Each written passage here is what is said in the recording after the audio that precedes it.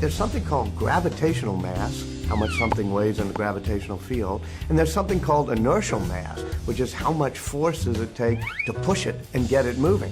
And inertial mass and gravitational mass are the same, but they're two different ways of explaining them. And Einstein really hated when there was two theories explaining one phenomenon. He wanted to unify it.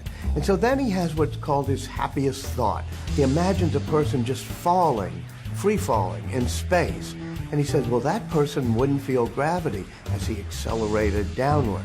And likewise, he imagined somebody in an enclosed elevator who's being accelerated upward in outer space where there's no gravitational field.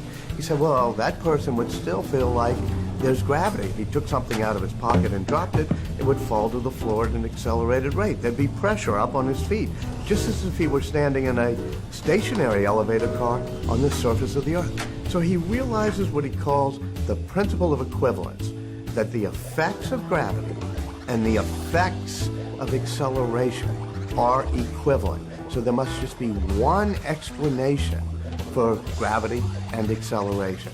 And that's what the general theory of relativity is.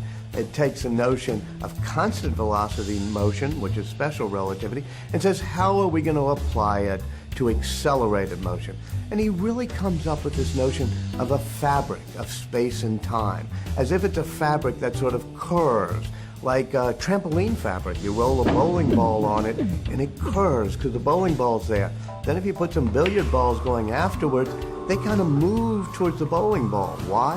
Not because the bowling ball has a particular attraction, but because it's curved, the fabric on which they're rolling. Now imagine that in the 3 dimensions of curving all 3 dimensions of space. Pretty hard, right?